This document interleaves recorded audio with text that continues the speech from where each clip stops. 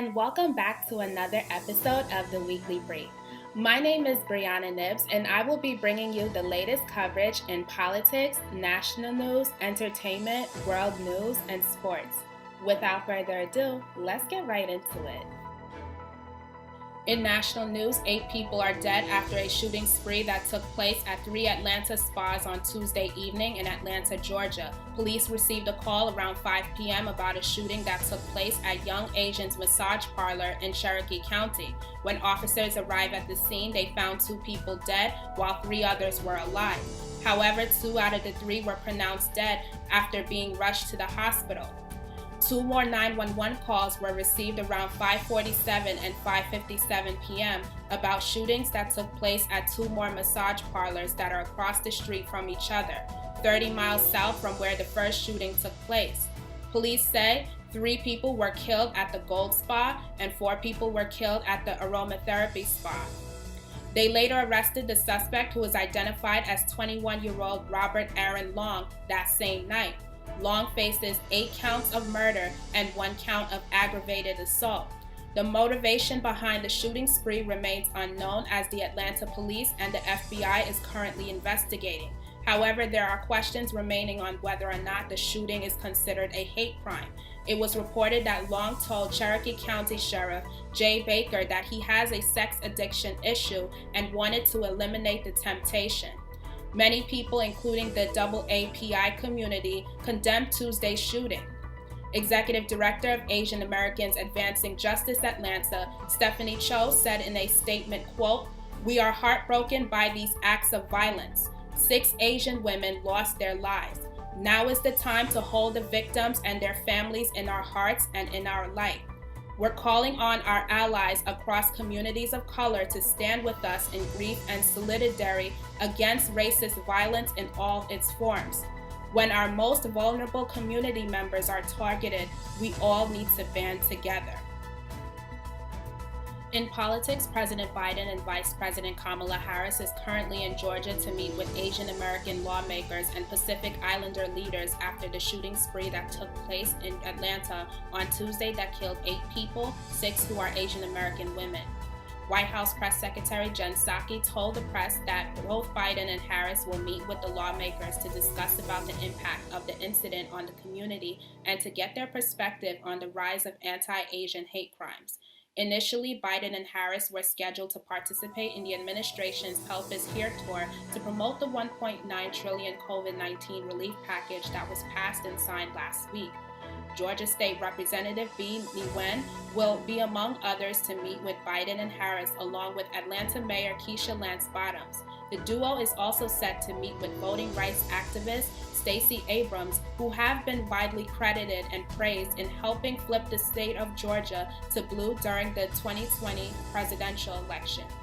Biden and Harris is planning on thanking Abrams for her work. According to CNN, it was reported by an administration official that the president will be active on voting rights issues, not just in Washington, but in other states. This comes after a key committee in the Georgia legislature surprisingly began working on a massive new voting bill that would place voting restrictions on early and absentee voting. Many Democrat politicians, including Abrams, has criticized the bill, accusing the GOP for setting the voting limitations for people of color. Biden and Harris will also visit the CDC headquarters in Atlanta to receive an update on the fight against the pandemic. In world news, China and the United States officials had a very intense meeting in Anchorage, Alaska. Participated in the meeting were 2 United States officials, Secretary of State Antony Blinken and National Security Advisor Jake Sullivan, 2 Chinese officials, Foreign Minister Wang Yi, and Director of the Central Foreign Affairs Commissions of the Chinese Communist Party, Yang Jiechi. The meeting was conducted for both sides to figure out where their relationship stands in terms of trade war, human rights disputes, cyber hacks, and many more.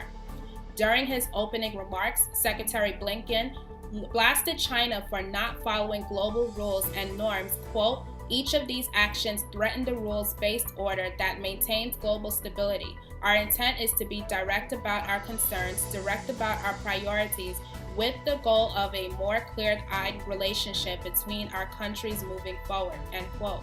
Sullivan added, "We do not seek conflict, but we welcome still competition, and we will always stand up for our principles, for our people, and for our friends," end quote. Yang Jiechi replied, going on a lengthy lecture that lasted for 17 minutes, quoting, "China is firmly opposed to us and interference in China's internal affairs.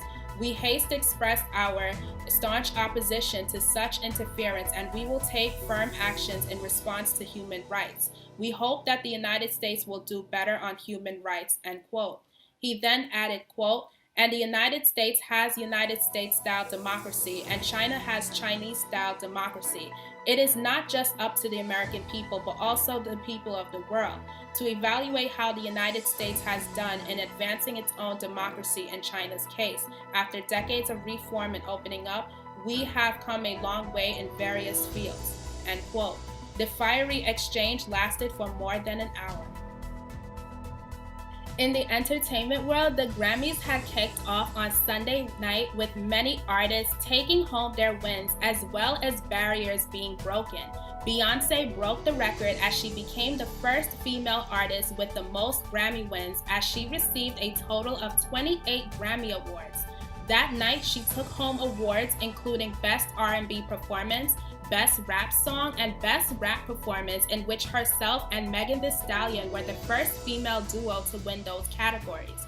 She also won Best Music Video along with her daughter Blue Ivy Carter, who became the second youngest person winning a Grammy. She said in her acceptance speech, quote, "I am so honored. I am so excited. Thank you guys. As an artist, I believe it's my job and all of our jobs to reflect the times. It has been such a difficult time, so I wanted to uplift, encourage, and celebrate all of the beautiful Black queens and kings that continue to inspire me and inspire the whole world. This is so overwhelming. I've been working for my whole life since 9 years old, and I can't believe this happened. This is a magical night. Thank you so much," end quote. Pop sensation Taylor Swift also made Grammy history, becoming the first artist to win Album of the Year 3 times. Other winners took home awards such as Billie Eilish taking Record of the Year for her hit single Everything I Wanted, Harry Styles taking home Best Pop Solo Performance with his song Watermelon Sugar, her winning Song of the Year, Nas taking his first Grammy win for Best Rap Album for his 12th studio album King's Disease.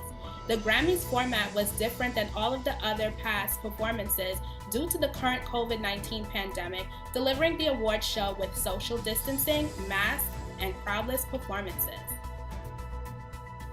In sports, golf legend Tiger Woods is back home from the hospital recovering after he was involved in a single-car collision. He said in a statement on Twitter, "Happy to report that I am back home and continuing my recovery. I am so grateful for the outpouring of support and encouragement that I have received over the past few weeks. Thank you to the incredible surgeons, doctors, nurses, and staff at Harbor UCLA Medical Center and Cedars-Sinai Medical Center.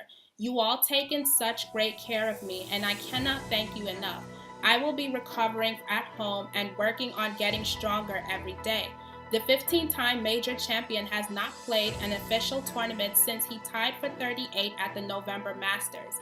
He was recovering from a back surgery back in December and was hoping to perform his hosting duties at the Genesis Invitational the weekend of February 20th through 21st.